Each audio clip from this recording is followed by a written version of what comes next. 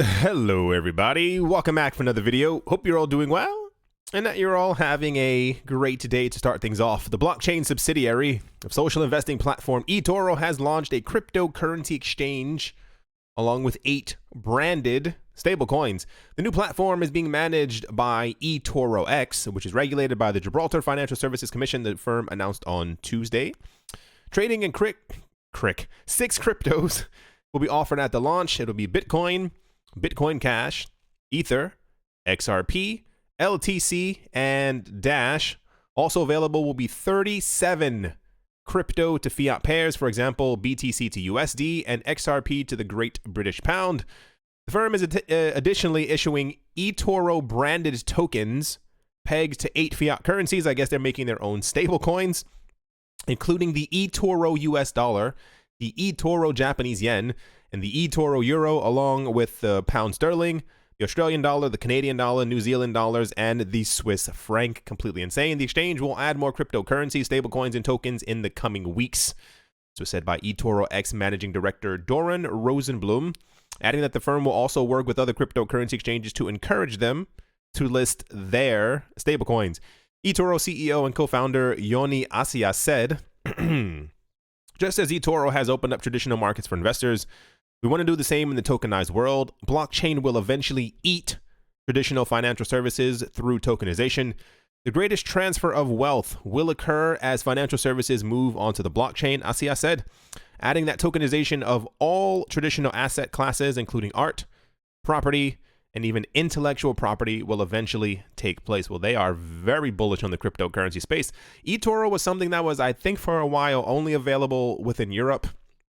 Kind of saw it everywhere. It was on not every commercial, but you kind of see it all over the place. And now I guess they are aggressively trying to take over the rest of the world. I don't blame them. There's a lot of money to be made in the cryptocurrency space, especially like if you are like an actual cryptocurrency trading desk. They make billions of dollars just from people trading coins back and forth. Anyway, nice to hear that they have expanded, that they are I like their range of coins. I wish they had added maybe 3 more, but they said that they're going to be adding more in the next couple of weeks. I assume these will probably be, I don't know, maybe like Zcash, maybe some other ones. I want to say probably Cardano, probably EOS, probably Tron, and maybe a couple of other wild cards that they could throw out there.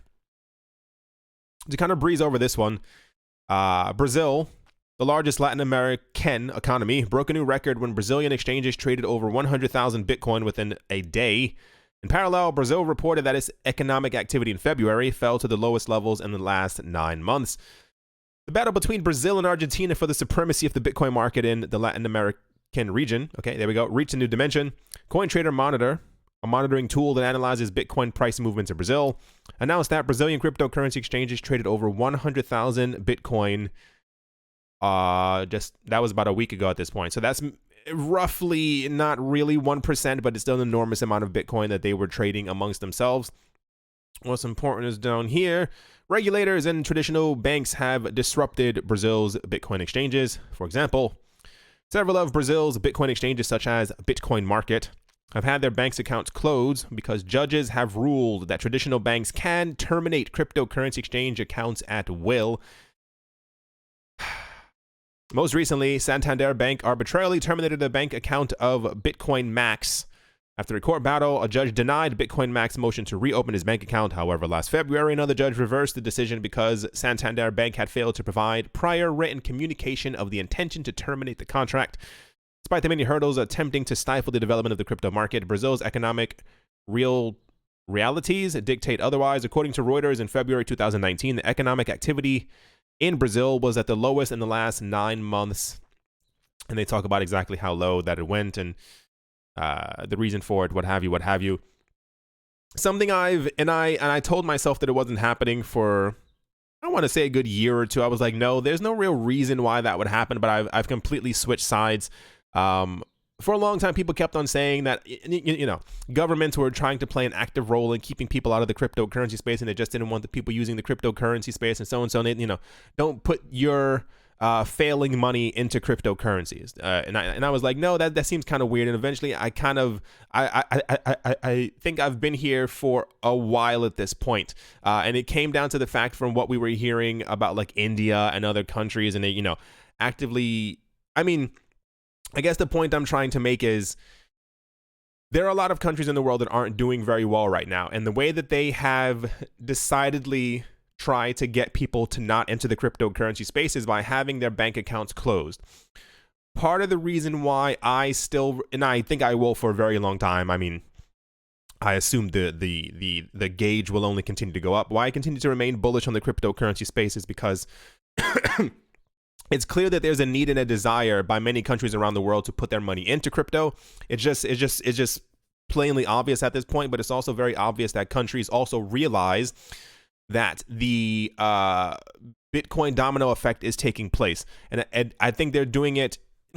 It's a very weird situation because we don't know specifics. We don't know if it's the government trying to deter people in their country from doing it because they're trying to accumulate more, which is just completely insane, or if it's that these countries really have no idea of the next step of where Bitcoin and the whole cryptocurrency space is going, and therefore they're just trying to stop people from getting into this as opposed to putting money into their own governmental bonds. Regardless of the fact of whatever the case might actually be, what I find the most exciting about all of this is that once someone has figured out how to put their money into Bitcoin or into cryptocurrencies, that's kind of it. Like they've kind of already won. Because when I listen to videos, I try to listen to more things that Andreas Antonopoulos says and other, I mean like highly respected people in the cryptocurrency space, not kind of just like random people, because I want their insight on stuff. And the most interesting point is that governments can freeze your bank account, governments can do other things, but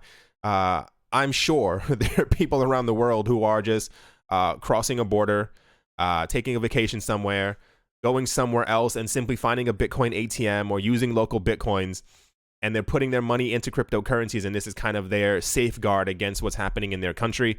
Eventually, countries won't have a choice, and I think that they know this as well, and this is what I think scares them, and this is why I find situations like this very interesting, that you can rule that a bank can close your account or any account because of something that they don't like. And it comes down to people switching their money from paper money into digital currency that they want to have, and therefore someone else has the right to say, no, you can't do with your money as you so wish. But they don't realize that this only causes a very weird like pushing effect. Like I may have had a bank for 10 to 15 years, but the moment you tell me I can't do with my money as I so please, and I realize that there's an alternative out there that I could buy and that I could use, and that other people are now accepting and transacting in, and that the value of could potentially also go up in the future, why would I then continue to use your currency that you told me I couldn't use at my own free will, even though I've been with you for 15 years? It's a very weird situation because governments will try, but it's fairly obvious that the cracks are starting to show, especially if you saw my last video. I'm excited about it, and I think the last, or rather one of the main stepping stones that we need, especially in a lot of countries like this, simply come down to the fact that people just need more Bitcoin ATMs, they need more local Bitcoin support, they need more things like this to be able to put their money into the cryptocurrency space, because this will only create a gigantic snowball effect. But yeah, that's I find this very interesting because I still not even that I believe it, it's pretty much that it's going to happen. The countries that are expected to or the continents that are expected to bring cryptocurrency to the hyper mainstream, and I mean like everyday usage, are South America, Africa, and I want to say Asia, but it's more like Southeast Asian countries that have like fragmented currencies and are slowly many countries are going through regime changes and or difficult economic policies, and people simply just have to, like I said, find a Bitcoin ATM or cross a border, and yeah, you can find a way to get yourself into Bitcoin. Very interesting. Next up, Big Four professional services firm EY is rolling out free software designed to help corporate clients use the Ethereum blockchain, and has taken an unusual step to encourage adoption. Now, I'm going to talk about this as well after. I'm noticing a shift, and I'll tell you exactly what that shift is. And I think it's not going to change either. Like, I think this is just a precursor to everything that's kind of happening. Announced on Tuesday, EY's protocol, internally codenamed Nightfall, has been developed over the past year by the consulting firm's team of over 200 blockchain developers and will be published in May. The protocol was created for uses such as supply chains, food tracing, transactions between branches of a company, and public finance. Like other enterprise blockchain platforms, Nightfall takes advantage of a technology called zero-knowledge proofs to allow private transactions on a shared ledger. But unlike most other endeavors, EY software is intended to run on top of the public Ethereum network, not a private variant. Further setting the project apart is the unusual approach EY is taking to the intellectual property. The firm said it will not merely open source the code, that is, release it to a permissive copyright license, but put it in a public domain with no license at all. They say we want to maximize adoption and community involvement. We want people to adopt it and adapt it and improve it. If we retain ownership, people may not invest the time and energy in something that they might not control. EY's global innovation leader for blockchain, Paul Brody, explained in a press briefing, saying that the cleanest way to make everybody use it is just to give it away with no strings attached. So, hear me out. This is what I think is taking place. People were a bit confused, or people sometimes are confused when I mention, especially once again, like in my last couple of videos, if I mention the phrase Bitcoin as a worldwide currency, a lot of people, it upsets a lot of people because I think that they're hearing it one way when I'm saying it, or mean it a different way. When I say that Bitcoin is going to become a worldwide currency, I don't mean that Bitcoin is going to become the only currency. I mean Bitcoin is going to become a worldwide currency the same way that, Brazil has their own money, Mexico has their own money, Canada has their own dollar, Europe has the euro, every country has their own thing. I think on the pedestal of currencies that we are going to have around the world, Bitcoin is going to be seen as one of these currencies to be able to transact maybe super large amounts on a very trusted network that can get money there relatively quick, especially as the Lightning Network ends up developing over the next couple of years. I don't mean that Bitcoin is going to be the only currency. I think we need a good 20, 30, 40, 50 years for that infrastructure to properly develop. However, I do believe, from what we are seeing and all the other just look at my last couple videos, it's clear that Bitcoin is going to be a worldwide payment system that is going to be used around the world. This is what I mean. On the other side, I think the Ethereum storyline or book has changed a bit, or been rewritten, or we're just a bit surprised at the next couple of chapters. A lot of people thought that when Ethereum first came out that it was going to be the Bitcoin destroyer, and this is where Bitcoin and Ethereum hyper differentiate. Ethereum is trying to be essentially its own internet. It's trying to be its own ecosystem where things can be written on top of, things can be built on top of, things can be done. And this is why I remain bullish extensively on Bitcoin, Ethereum, and XRP, and I'll explain why. The banking system that we have right now is probably not going to disappear overnight. I don't know what to tell a lot of people out there.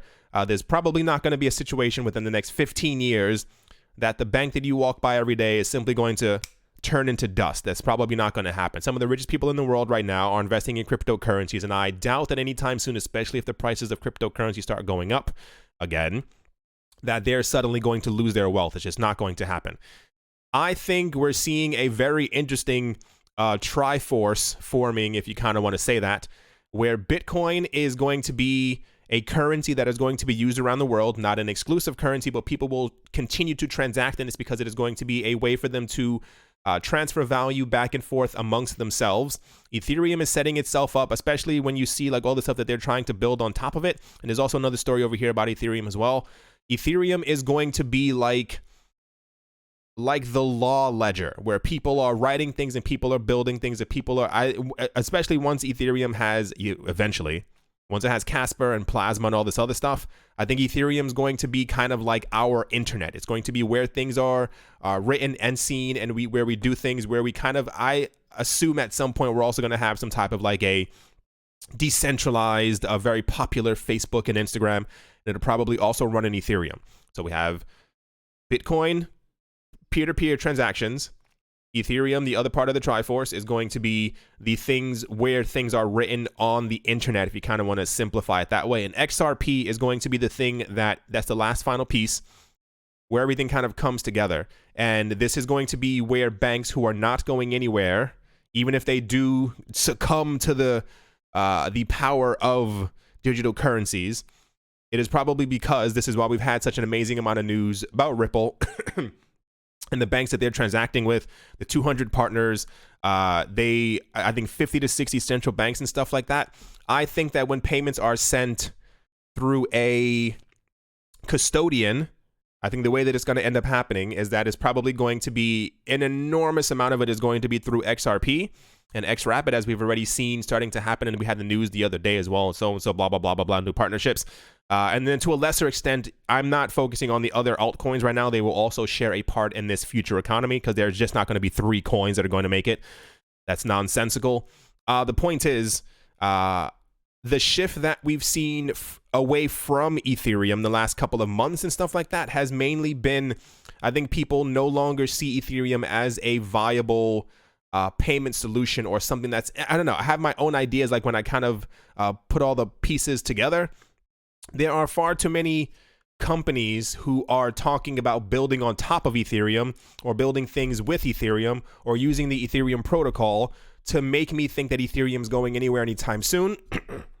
Especially when we have news that, you know, other countries are trying to also build on top of it. Like if you Google like Ethereum Russia Vitalik like meeting, you should definitely be able to find some articles from like 2017, 2018 as to where this is all going. So I see this developing. Like I said, people were... I love reading some of the comments because I think that people think that I don't read the comments, and some of the stuff I see is just absolutely hilarious.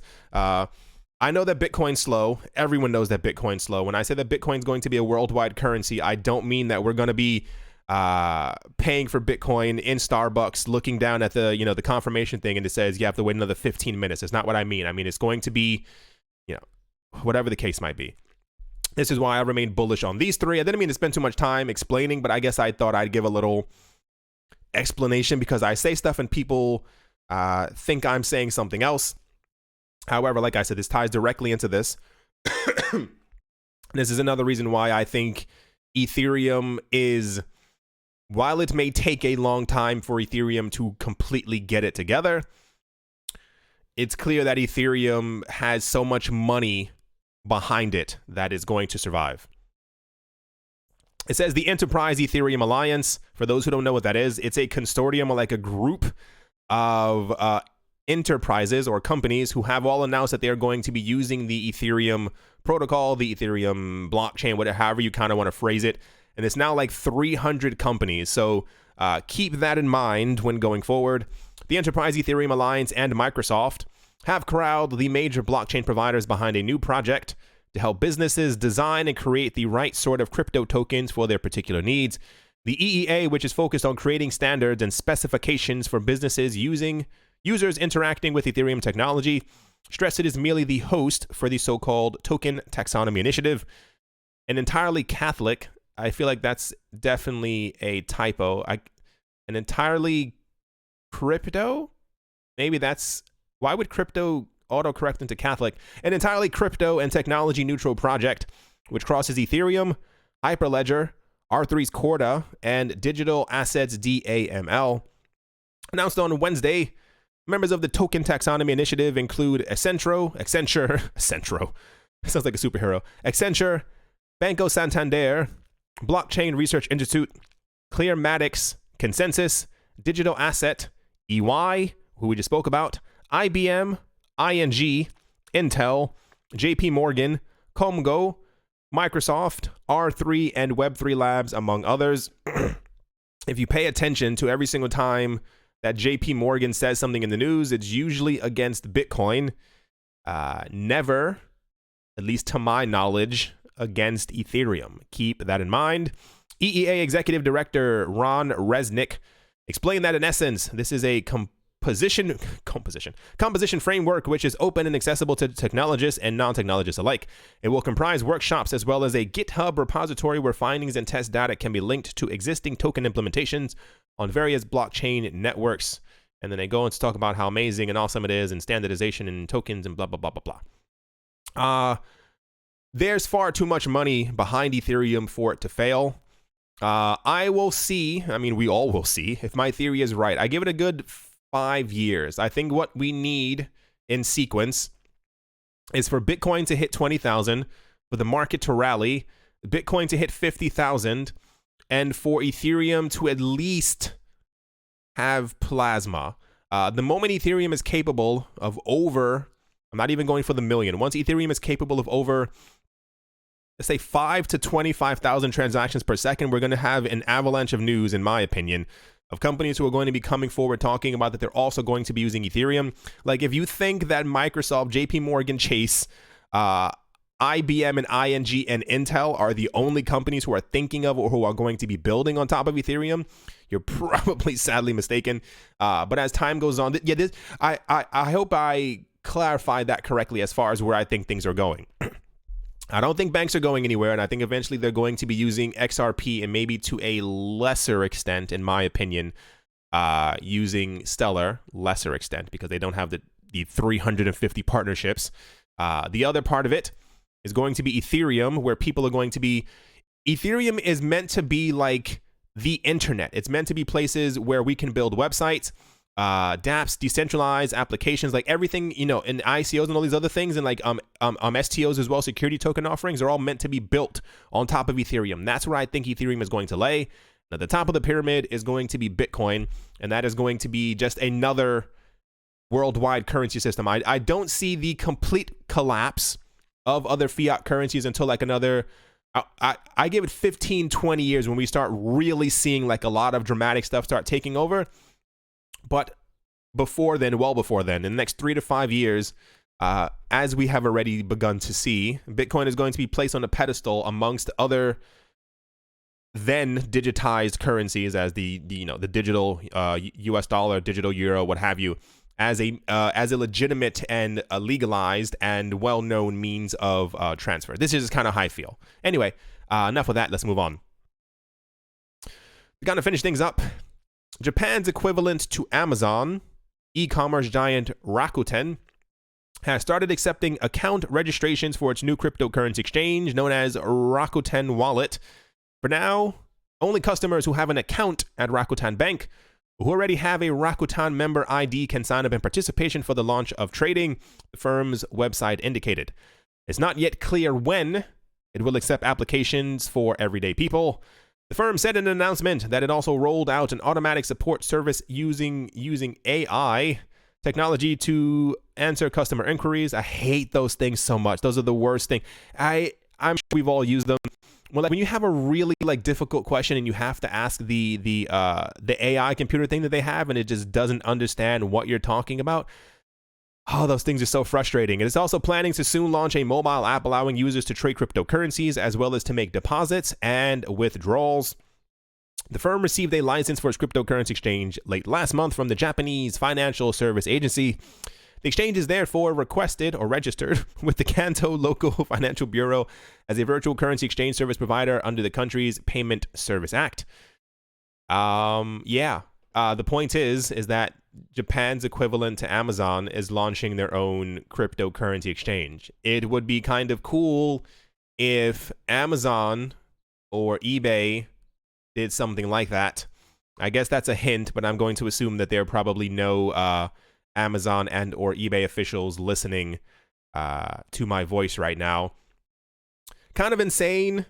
This is why I mentioned before, like certain countries really need to get it together because the development of the cryptocurrency space is happening so dramatically fast. It's actually incredibly cool to see it like unfolding rapidly before our eyes.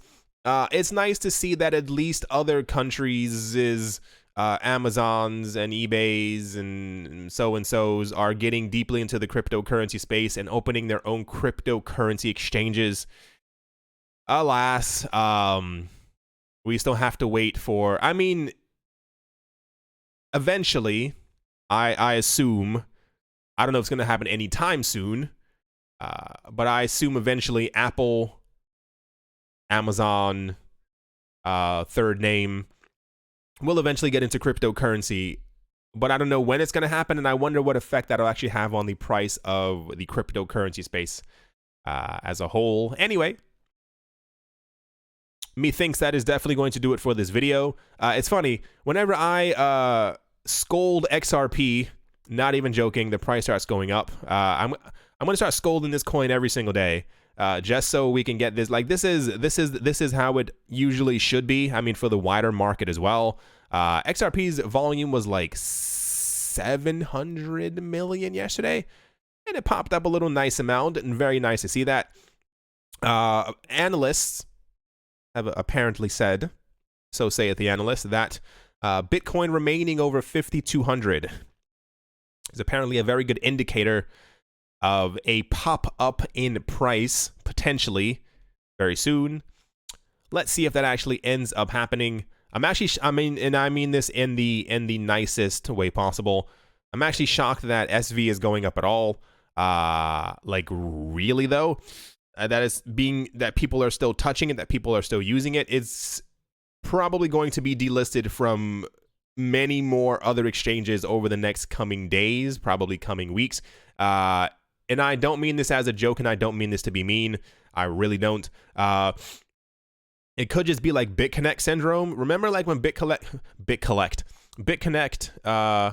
was crashing, like the price was going down, and we saw like people like spiking the price back up because they were buying it, and then it kept on going back down. People were spiking it back up, and then even like when it hit like 20 cents, people were still buying it, and it shot up to like $1.15 and then slammed back down.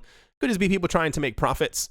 At least in my opinion, like I said, there's a lot of stuff going on right now in the cryptocurrency space. It is not looking too great for Bitcoin Cash, Satoshi's vision. So I do repeat, like I said in another video, if you hold that coin, it may be time to do an extensive amount of research and look deep within yourself to see if you still find it okay to have that coin in your portfolio.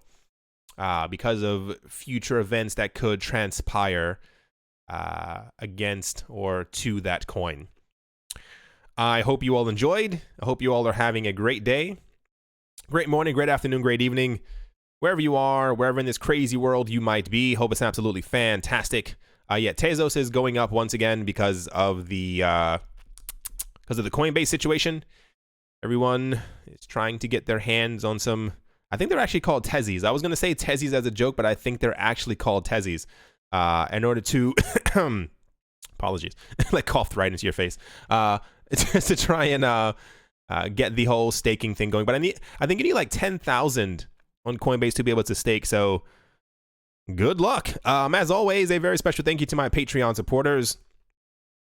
They are Professor Wally from Gunbot University, S.C. Verzeli Fine Art, Brady Niels, L. Doug, Jarrett Schneider, Wise Night Owl, Sheldon Fried Rice, Gilboa Snake, Crypto Joe, Carl Birchenoff, singer-songwriter Mike Savitz, Rai, Yasha Hadadi, Amy Starsheen, Jeffrey Ramsey, Crypnotic, Crypto Artist, Coldy, 3D, Nicholas, One Earth, One Peace, One Love, Setsuna, Nick Kanaya, Richie Rich the Third, RF Dusty, Cody, Vlad the Impaler, Paxis, Jeremy Fox, Jim Gardner, Minting Coins, Arthur Yaku, Nick Mangialavori, and Anthony Charles. Thank you all a tremendous amount for all of your support.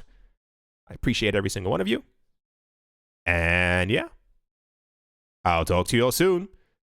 See you.